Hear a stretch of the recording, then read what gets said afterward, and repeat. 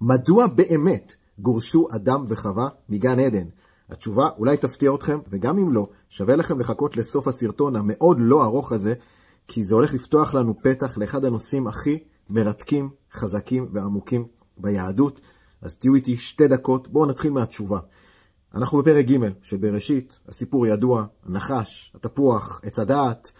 אדם וחווה מקבלים סדרה של עונשים על החטא הקדמון. כמובן חווה בעצב תלדי בנים ועוד ועוד. אדם בזעת אפיך תאכל לחם ועוד ועוד. יש סט של עונשים, גם הנחש שם חוטף חזק בראש. אבל הגירוש מגן עדן הוא לא בגלל, ישירות לפחות, לא בגלל החטא הקדמון. עכשיו אני אקריא לכם מהטקסט עצמו בבראשית. ויאמר אדוני אלוהים, הן האדם היה כאחד ממנו לדעת טוב ורע, ועתה פן ישלח ידו ולקח גם מעץ החיים, ואכל וחי לעולם. וישלחהו אדוני אלוהים מגן עדן, ואני טיפה מדלק קדימה, ויגרש את האדם.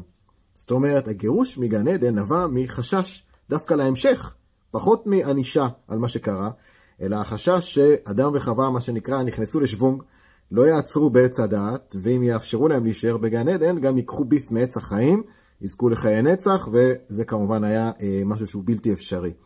ולכן, הגירוש הפיזי מגן העדן. עכשיו, הבטחתי לכם, ואנחנו כבר לקראת סוף הסרטון, שיש פה פתח לאחד הדברים הכי מרתקים שיש ביהדות.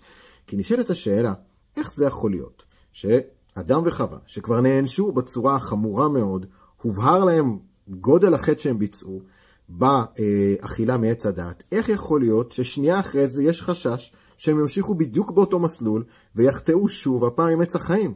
מה, אין למידת לקח? אין הסקת מסקנות? עד כדי כך חוסר האמון בבחירה שלהם גדול?